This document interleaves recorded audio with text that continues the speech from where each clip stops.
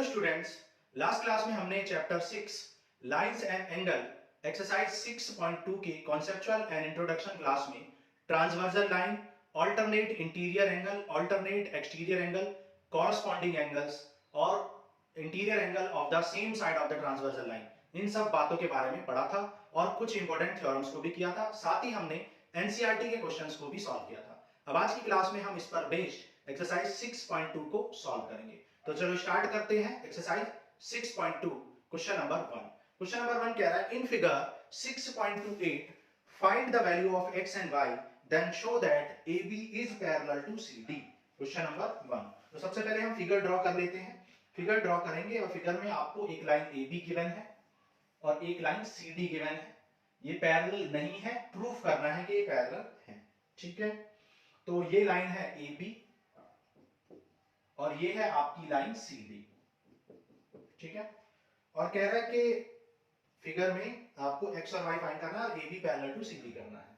ठीक है, तो ये एंगल आपको दे रखा है 130 डिग्री, ये एंगल आपको गिवन है x, ये एंगल 50 डिग्री है, ये एंगल आपको गिवन है y। ओके, तो ये सब इंफॉर्मेशन आपको फिगर में गिवन है और आपको फाइंड करना है x एंड y। ठीक है, फाइंड क्या करना है, x एंड y को, और प्रूफ करना है, प्रूफ आपको करना है कि AB is parallel to CD, AB CD के पैरेलल। ठीक है, अब देखते हैं, देखो क्या कर सकते हैं। देखो सबसे पहले सबसे इजी चीज तो आपको यहां पर ये दिख रही है कि जब दो लाइन एक दूसरे को इंटरसेक्ट करती हैं तो वहां पर two pair of vertically opposite angle बनते हैं। यहां पर आप देख सकते हो कि ये दोनों लाइन इंटरसेक्ट कर रही हैं तो y और 130 इक्वल हो जाएंगे। ठीक है, तो क्या लिखोगे, एज मान लो इस लाइन का नाम क्या है, इस लाइन का कोई भी नाम नहीं है तो हम इसको लिख देते हैं, मान लो ये P और N है। ठीक है, PN। तो हमने कहा कि मान लो, हमने कहा कि as CD and PN intersects at, इस पॉइंट का भी कोई नाम नहीं है तो मान लो ये क्या मैंने लिख दिया, O, इंटरसेक्ट एट O। सो यहां पर y इक्वल टू 130 हो जाएगा, y इक्वल टू 130 डिग्री। क्यों, वर्टिकली अपोजिट एंगल। ठीक है, क्योंकि इंटरसेक्ट कर रही है तो जब भी इंटरसेक्ट करती है तो वर्टिकली अपोजिट एंगल बनते हैं। तो y की वैल्यू क्या आ जाएगी, 130। तो सबसे पहले y तो आ गया आपका 130 और ये हो गया आपका फर्स्ट आंसर। अब देखो यहां पर 50 और x एक स्ट्रेट लाइन पे बना रहे हैं तो क्या लिखेंगे, as PN is a straight line, क्योंकि PN एक स्ट्रेट लाइन है। सो हम क्या कह सकते हैं, स्ट्रेट लाइन है तो हम कह सकते हैं कि 50 plus x equal to 180। Linear pair, क्योंकि स्ट्रेट लाइन के ऊपर हमेशा लीनियर पेयर बनता है। ठीक है, तो 50 plus x equal to 180, so x आ जाएगा 180 माइनस 50 दैट इज 130। तो हमने x भी कर लिया फाइंड और y तो हम ऑलरेडी 130 फाइंड कर चुके हैं। ठीक है, x और y हमने दोनों फाइंड कर लिए। अब आप क्या कहोगे, एज x एंड y दोनों क्या है, 130 के इक्वल। x एंड y दोनों इक्वल हैं। जब दोनों इक्वल हैं तो हम जानते हैं कि जब ये दोनों एंगल इक्वल हैं तो इन एंगल्स को हम क्या बोलते हैं, अल्टरनेटिव एंगल बोलते हैं। तो आप कह सकते हो by converge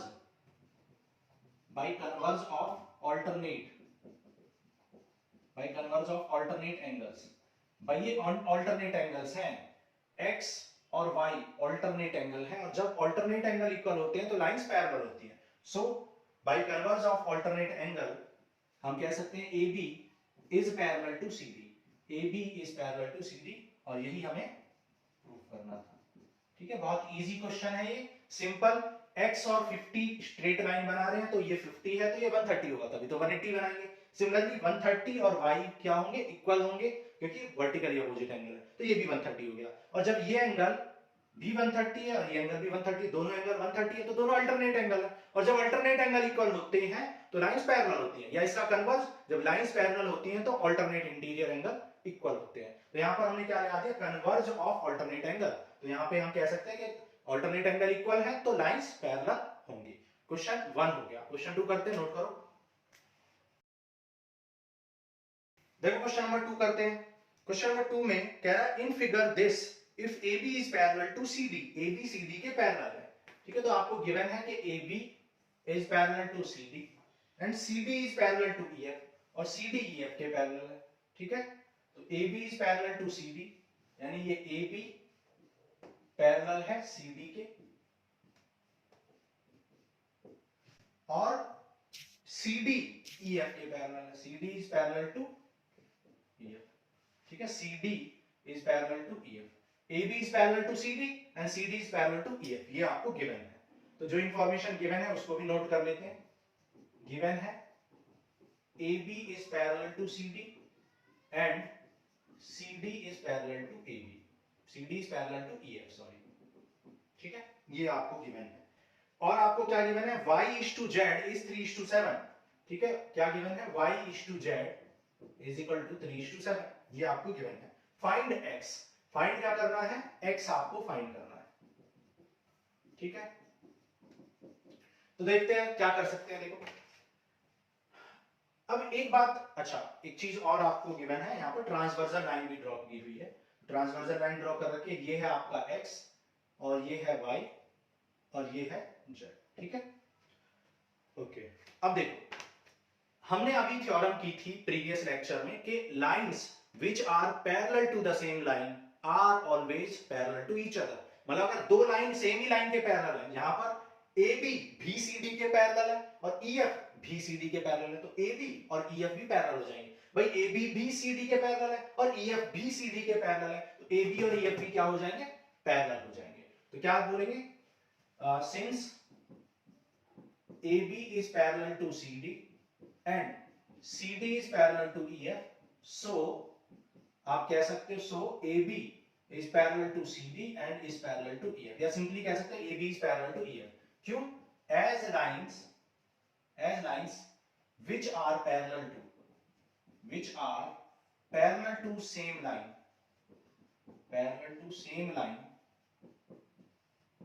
are always parallel to each other। हम जानते हैं कि जो लाइन किसी सेम लाइन के पैरेलल होती है वो आपस में भी पैरेलल होती है, हमने प्रूव भी किया था थ्योरम में। ओके, तो यहाँ पर AB और CD पैरेलल है और CD और EF, तो AB और EF भी पैरेलल हो जाएंगे। ठीक है, तो AB और EF पैरेलल हो गए। अब देखो AB और EF जब पैरेलल है तो वहां से क्या कंक्लूड कर सकते हैं, वहां से हम कंक्लूड कर सकते हैं कि X और Z क्या है, अल्टरनेट एंगल है। क्योंकि जब AB और EF पैरेलल हो गए तो यहां से मुझे क्या मिल गए, अल्टरनेट एंगल मिल गए। तो हम कह सकते हैं हेंस हम कह सकते हैं कि x इक्वल टू जेड हो जाएगा। x और z क्या हो जाएंगे, इक्वल हो जाएंगे। ठीक है, x और z इक्वल हो जाएंगे। क्यों, अल्टरनेट एंगल। ठीक है, अल्टरनेट एंगल्स। सिमिलरली x और y का सम 180 डिग्री होगा। क्या लिखेंगे, as AB is parallel to CD, so x plus y equal to 180 degree. क्या लिखेंगे, और interior angle of the same side, interior angle of same side of transversal line. भाई transversal line के same side पर जो interior angle होते हैं are supplementary, वो क्या होते हैं, सप्लीमेंट्री होते हैं। ये आप जानते हो, हमने पढ़ाया था आपको। ठीक है, तो x और y का सम क्या हो जाएगा, 180 डिग्री, क्योंकि interior angle of the same side of the transversal line are supplementary, या आप कह सकते हैं को इंटीरियर एंगल। ठीक है, कंसेक्यूटिव को इंटीरियर एंगल भी कह सकते हैं। तो x प्लस y का सम कितना हो जाएगा, 180। लेकिन x तो z के इक्वल है, भाई x तो z के इक्वल है, तो आप x को क्या लिख सकते हो, इस x को आप z भी लिख सकते हो।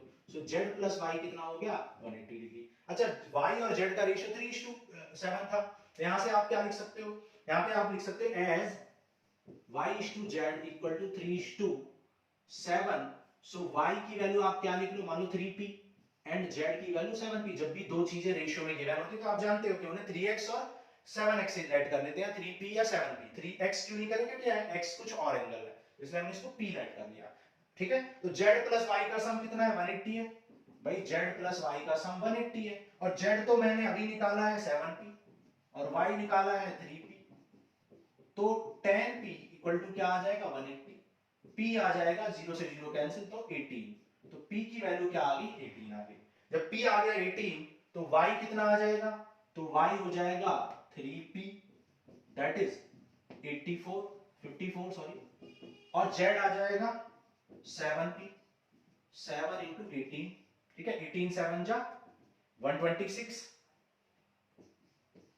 z आ जाएगा 126, लेकिन क्योंकि z और x इक्वल है, as z equal to x, as z equal to x from 1 कह सकते हैं आप, इसको इक्वेशन 1 लेट कर लो, ठीक है फ्रॉम 1, सो आप कह सकते हो कि x भी कितना आ गया है, x भी आ गया है 126, क्योंकि z और x इक्वल है तो x आ गया 126। ओके, तो ये हमने कर लिया क्वेश्चन नंबर 2। कंक्लूड कर लेते हैं एक बार और, मैं आपको समझा देता हूं कि x a b भी c d के इक्वल है और c d भी e f के इक्वल है, तो a b और e f इक्वल हो जाएंगे, क्योंकि line parallel, line which are parallel to the same line are always parallel to each other, so a b और e f पैरेलल हो जाएंगे। पैरेलल होने की वजह से x और z क्या हो जाएंगे, अल्टरनेट एंगल जो कि इक्वल होते हैं, तो x और z हो जाएंगे इक्वल, और x और z इक्वल होने के बाद हमने क्या किया, हमने कहा कि x और y का सम कितना है, x और y का सम 180 है, क्योंकि ये है interior angle of the same side of the transversal line, तो x प्लस y 180 हो जाएगा।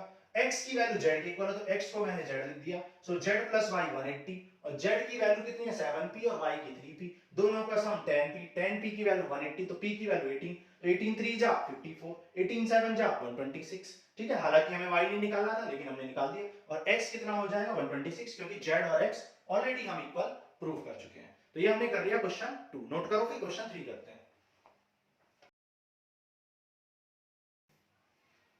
देखो क्वेश्चन नंबर 3 करते हैं। क्वेश्चन नंबर 3 कह रहा है in figure this if AB is parallel to CD, तो क्या क्या गिवन है वो भी नोट कर लेते हैं। कह रहा है AB is parallel to CD, ठीक है। कह रहा है EF is perpendicular to CD, EF perpendicular है CD के, ठीक है।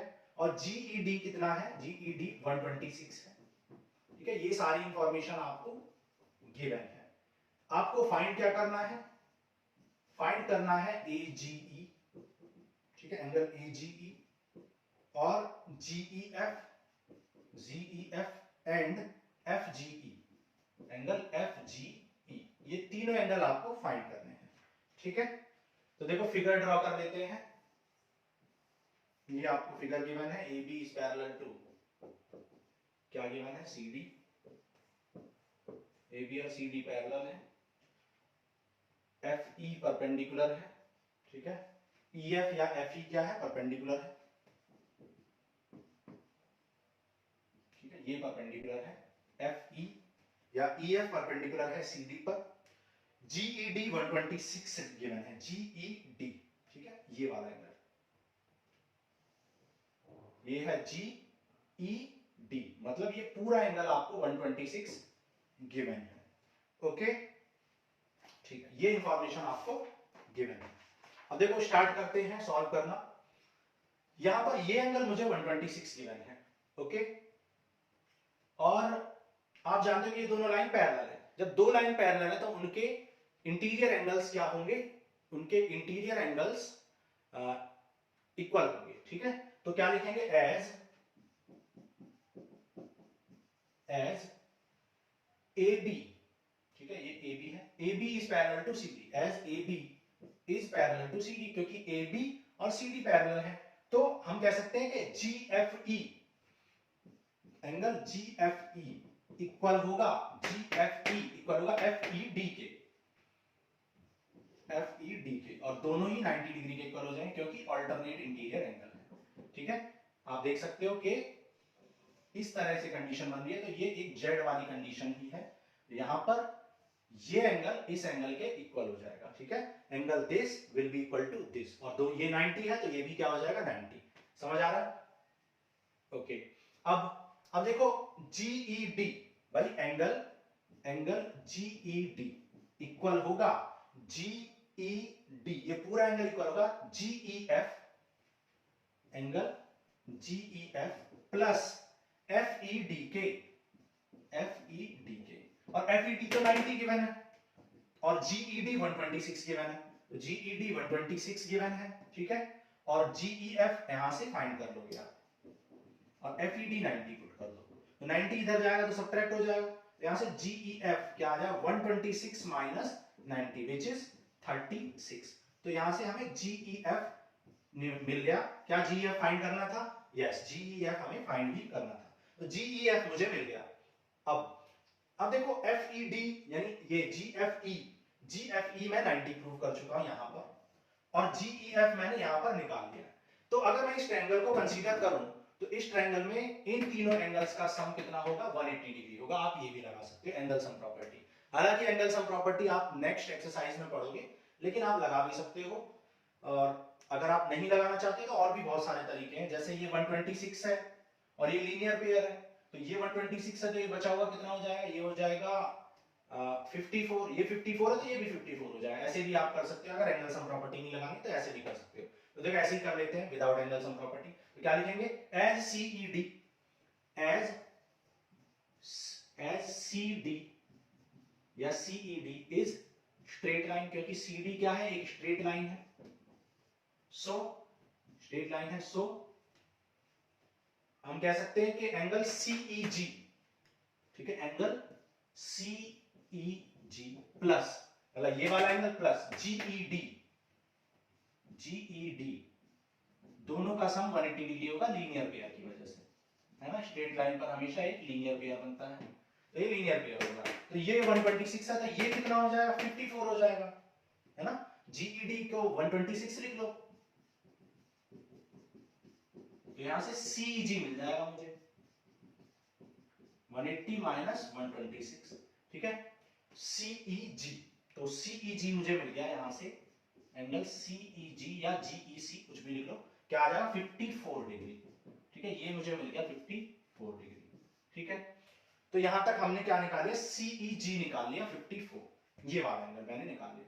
अब ये एंगल इस एंगल के इक्वल होगा, आप देख सकते हो यहां पर Z बन रहा है, तो ये एंगल इस एंगल के इक्वल होगा। तो आप कह सकते हो आप कह सकते हो as AB is parallel to CD, क्योंकि AB और CD पैरेलल है। So FGE, so angle FGE equal होगा FGE, मतलब ये एंगल इक्वल होगा GEC के, ठीक है, या CEG के, कुछ भी लिख सकते हैं, एंगल CEG के, ठीक है। और CEG ऑलरेडी 54 है, CEG ऑलरेडी 54 है, तो FGE भी कितना हो जाएगा 54। एज बट आप लिख सकते हो बट CEG इज 54 फ्रॉम 3, भाई फ्रॉम 3 हम ऑलरेडी कह चुके हैं कि CEG 54 है, और CEG किसके इक्वल कर चुके हैं हम, FGE के। सो FGE और CEG दोनों ही 54 आ जाएंगे, मतलब फाइनली हमने कहा कि FGE क्या आ जाएगा 54, जो कि हमें फाइंड करना था। तो FGE हमने फाइंड कर लिया। मैं फिर से बता देता हूं, बहुत इजी है, लिखने में आपको ये लेंथी लगता है लेकिन होता बहुत इजी है। भाई जब ये पूरा 126 है तो ये 90 है, तो ये बचा हुआ कितना हो जाएगा 36 हो जाएगा। ये आंसर तो तुरंत निकल गया, ठीक है। फिर हमने कहा कि ये पूरा 126 है तो ये 54 होगा, क्योंकि पूरा मिलके 180 है, और ये 54 है तो ये भी 54 होगा, अल्टरनेट इंटीरियर एंगल। तो बस हो गया।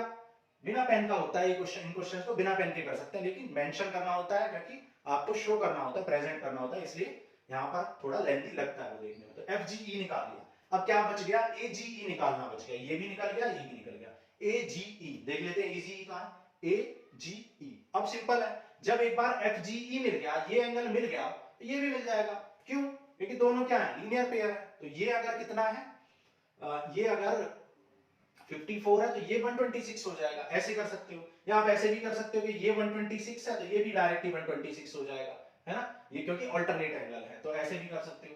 तो क्या लिखोगे, AGE इक्वल होगा GED के डायरेक्टली, क्यों होगा, अल्टरनेट एंगल, तो ये अल्टरनेट एंगल हो गया। तो हम कह सकते हैं कि AGE भी कितना हो जाएगा, उतना ही जितना GED है। कितना है GED 126, तो AGE आ जाएगा 126, या आप लीनियर पेयर लगा दो, ये 54 है तो ये हो जाएगा 180 माइनस 54 दैट इज 126। तो एक क्वेश्चन को आप 10 तरीके से कर सकते हो, कोई कैसे बताएगा, कोई कैसे बताएगा। मैं कोई रटा रटाया चीज नहीं बता रहा हूं, जैसा मुझे लग रहा है कि ये फाइंड ऐसे कर सकते तो मैं वैसे ही करता जा रहा हूं। हो सकता है मैं लेंथी प्रोसेस जब यूज कर रहा हूं, लेकिन मैं वैसे सॉल्व करता हूं जैसे बच्चे सॉल्व करते हैं, बच्चे जिस तरीके से सोचना स्टार्ट करते हैं, ठीक है। नोट करो, फिर आगे करते हैं।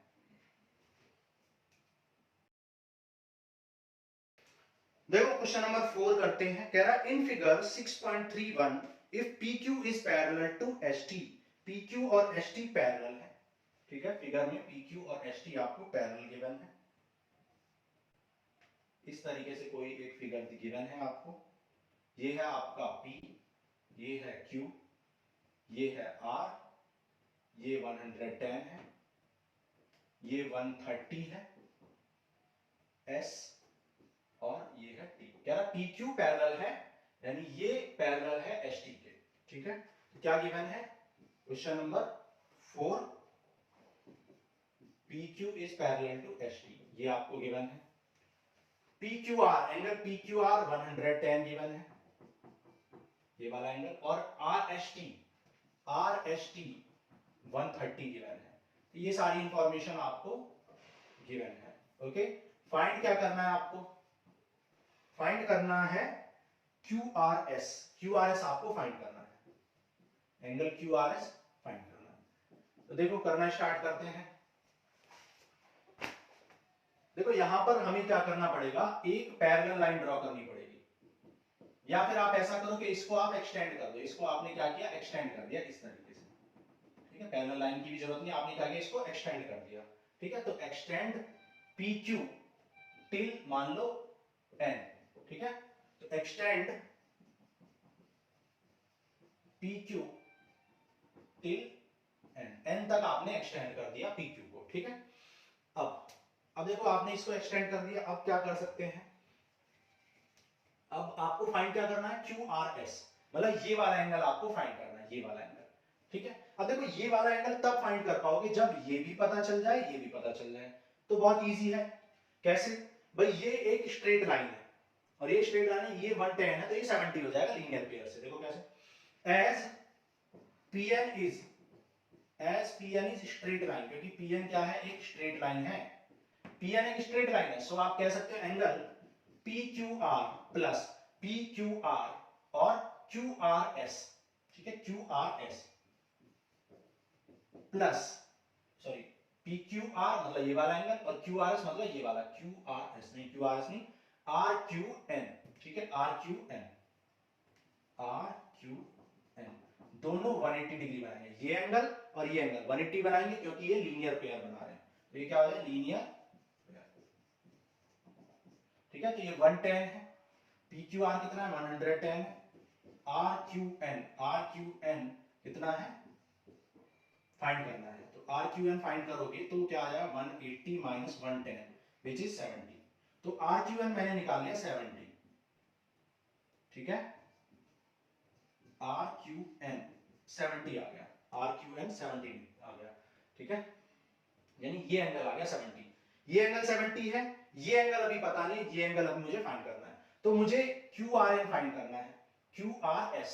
ठीक है, और QRS कब निकलेगा, जब ये दोनों एंगल निकलेंगे। तो ये तो मैंने निकाल लिया, अब ये एंगल और निकालना है। ठीक है, अब देखो मान लो ये इस पॉइंट को मैंने कह लिया, मान लो T कह लो। ठीक है, तो STN, तो एंगल TSR आप कह सकते हो एंगल STN। ठीक है, एंगल STN और TS, सॉरी T तो ऑलरेडी यहां पर है, तो आप क्या कुछ और लिख लो, R भी है, M लिख लो। ठीक है, SMN प्लस MST। ठीक है, MST दोनों का सम कितना हो जाएगा, 180 डिग्री। ठीक है, क्यों, interior angle of same side of transversal line, same side of transversal. ठीक है, ट्रांसवर्सल लाइन के सेम साइड जो भी इंटीरियर एंगल होते हैं उनका सम 180 होता है। ठीक है, तो SMN यहां से पता चलेगा, और MST मुझे पता है 130। ठीक है, MST कितना पता है, 130। तो यहां से मुझे मिल जाएगा SMN, तो SMN हो जाएगा 180 माइनस 130 विच इज 50 डिग्री। ठीक है, तो SMN मतलब ये वाला एंगल 50 मिल गया। अब ये एंगल जब 50 है तो ये एंगल भी 50 हो जाएगा, वर्टिकली अपोजिट एंगल। तो आप कह सकते हैं SMN इक्वल होगा SML इक्वल होगा QMRK। QMRK क्यों इक्वल होगा? क्योंकि अल्टरनेट इंटीरियर एंगल है, तो दोनों ही 50 हो जाएंगे। सॉरी, वर्टिकली अपोजिट एंगल है, ठीक है। तो अब नाउ इन ट्रायंगल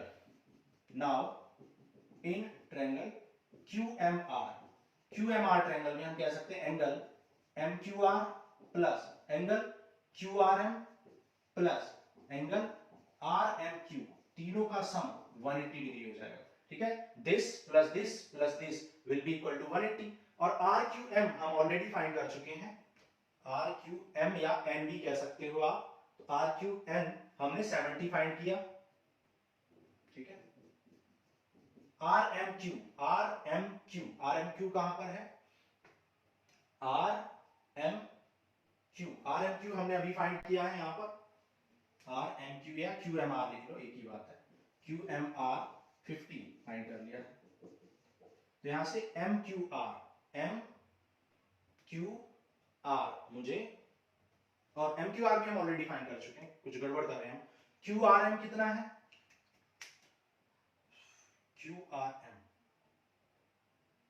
QRM मुझे फाइंड करना था, ठीक है। QRM मुझे फाइंड करना था, ठीक है। MQR कितना है? MQR मैं ऑलरेडी यहां पर निकाल चुका हूं, जिसे हम NQR भी कह सकते हैं, एक ही है, ठीक है। ये मैंने 70 निकाला था। तो यहां से QRM कितना है? 180 माइनस 120 विच इज 60, और QRM 60 आ गया। QRM को हम क्या लिख सकते हैं भाई? QRM बोलो या QRS बोलो, एक ही चीज है। तो इसको मैं QRS भी कह सकता हूं, विच इज 60 डिग्री। तो यही मुझे फाइंड करना था, ठीक है। तो लिखने में थोड़ा सा ये आपको लेंथी लग रहा होगा, लेकिन है कुछ नहीं। ये 130 है तो ये 50 हो जाएगा, क्योंकि दोनों सप्लीमेंट्री होते हैं। तो ये 50 हो गया तो ये भी 50 हो जाएगा, ठीक है। तो ये 50 हो गया। ये 110 है तो ये 70 हो जाएगा, लीनियर पे 70 और 50 120, तो ये अपने आप ही 60 हो जाएगा, ठीक है। बिना पेन के क्वेश्चन है ये, लेकिन लिखने के लिए थोड़ा सा आपको लेंथी लगता होगा, ठीक है। तो ये हो गया क्वेश्चन 4। नोट करो, फिर आगे करते हैं क्वेश्चन 5।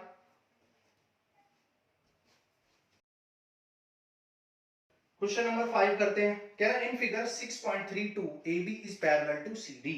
AB और CD पैरेलल है, ठीक है। ये है हमारा AB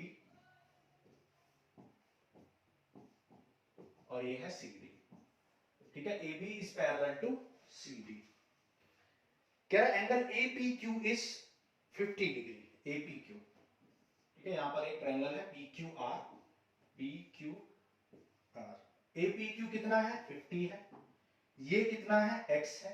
ये है Y और ये है 127, ठीक है। ये 127 है। ये इंफॉर्मेशन आपको दे रखी है। PRD 127 है, ठीक है। और फाइंड करना है X एंड Y, ठीक है। X एंड Y आपको फाइंड करना है। तो देखो कैसे करेंगे, बहुत इजी है ये। AB और CD पैरेलल है। As AB is parallel to CD, क्योंकि AB और CD पैरेलल है। AB और CD पैरेलल है तो ये 50 है, तो ये और ये X है, तो दोनों इक्वल हो जाएंगे, ठीक है। तो आप कह सकते हो as AB is parallel to CD, so angle APQ equal हो जाएगा PQX के, एंगल PQX या सिंपली X के इक्वल हो जाएगा। कैसे हो जाएगा? बाई ऑल्टरनेट इंटीरियर एंगल, ठीक है। तो यहां पर x मुझे मिल गया 50 और x मुझे फाइंड करना था, x आ गया मेरा 50। ओके भाई, ये 50 है तो ये भी 50 होगा, सिंपल बहुत, ठीक है। सिमिलरली ये 127 है तो ये कितना हो जाएगा? 53 हो जाएगा, लीनियर पेयर। तो ये हो जाएगा, आप कह सकते हो एज QD इज, क्योंकि QD क्या है? एक स्ट्रेट लाइन है, स्ट्रेट लाइन है, इसलिए आप कह सकते हो PRD, angle PRD plus angle PRQ, angle PRQ, दोनों का सम कितना होगा? 180 degree, linear pair, linear pair. So PRD कितना है? 127। तो PRQ यहां से मुझे मिल जाएगा, कितना हो जाएगा? PRQ 180 minus 127 which is 53। तो ये मुझे मिल गया, ये वाला एंगल 53, और x तो ऑलरेडी 50 मिल चुका था। तो जब ये 53 है, ठीक है, x कितना? 50, ये 53 है, तो y भी निकल जाएगा एंगल सम प्रॉपर्टी से। लेकिन एंगल सम प्रॉपर्टी यानी तीनों एंगल्स का सम 180 डिग्री, तो आपको पहले से ही पता है, बस इसका प्रूफ आपको 6.3 में पढ़ना है। है ना। तो आप एंगल सम भी लगा सकते हो क्योंकि ये तो 8th में भी आपने पढ़ी है। क्या होगा x + y + this equal to 180, तो यहाँ से y भी निकल जाएगा। तो ऐसे कर लो, या फिर अगर नहीं लगाना चाहते हो तो आप क्या कर सकते हो, आप कह सकते हो कि भैया ये PRQ मेरा 53 है, ये 53 है तो ये भी 53 हो जाएगा, BPR, ठीक है। तो क्या लिखेंगे, PRQ इक्वल टू भाई PRQ, मतलब ये एंगल इक्वल होगा इस एंगल के BPR के, BPR के, Q होगा अल्टरनेट इंटीरियर एंगल, तो दोनों इक्वल होंगे तो BPR यहां से मिल जाएगा मुझे, यानी ये वाला एंगल मुझे BPR मिल जाएगा यहां से 53, जितना PQR था उतना ही, ठीक है। अब यहां पर आप स्ट्रेट लाइन लगा सकते हो, as AB is straight line, AB straight line है, तो आप कह सकते हो 50 plus y plus BPR equal to हो जाएगा 180। So 50 plus y plus BPR कितना है 53 equal to 180। So y equal to कितना है 180 और 53 और 50 103, तो सब्ट्रैक्ट कर लो कितना आ जाएगा 77, तो y आ जाएगा 77 और x ऑलरेडी 50 आ चुका था, ठीक है। आप ऐसे ही ना करना चाहे तो एंगल सम प्रॉपर्टी भी लगा सकते हो, तीनों एंगल का सम इक्वल टू 180 और वहां से भी हो जाएगा, ठीक है।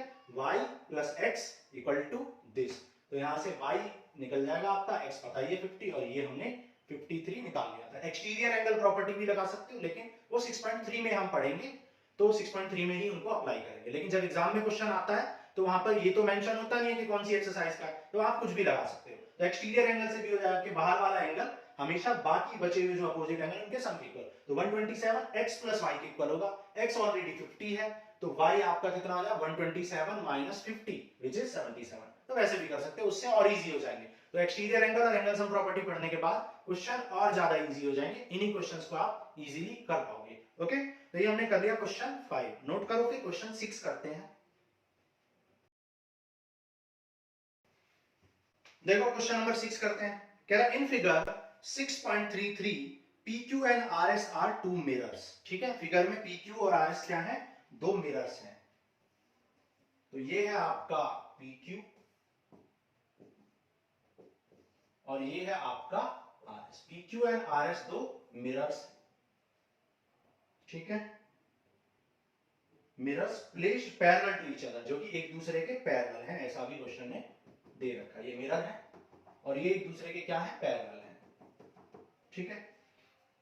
आगे कह रहा है an incident ray AB strikes the mirror PQ at B, ठीक है। एक इंसिडेंट रे AB है जो मिरर को स्ट्राइक करती है, कहां पर स्ट्राइक करती है, एट B पर स्ट्राइक करती है या इंसिडेंट करती है, तो ये आपकी क्या है, इंसिडेंट रे है, ठीक है, incident ray.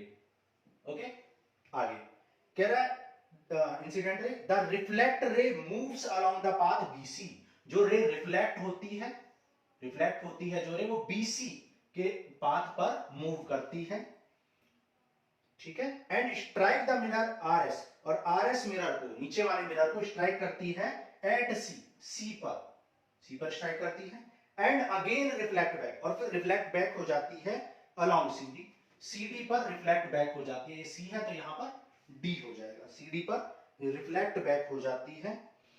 Prove that AB is parallel to CD, AB is parallel to CD, ये आपको प्रूव करना है। क्वेश्चन नंबर 6 बहुत इंपॉर्टेंट है, ये क्वेश्चन भी अच्छा क्वेश्चन है। देखो क्या करना है, प्रूफ, हमें प्रूव करना है, टू प्रूव AB मतलब इंसिडेंट रे पैरेलल होगी CD के, ये हमें प्रूव करना है। ओके ओके, और गिवन क्या क्या है हमें, गिवन है भाई PQ, mirror PQ is parallel to RS, PQ और RS पैरेलल है, मिरर्स पैरेलल है।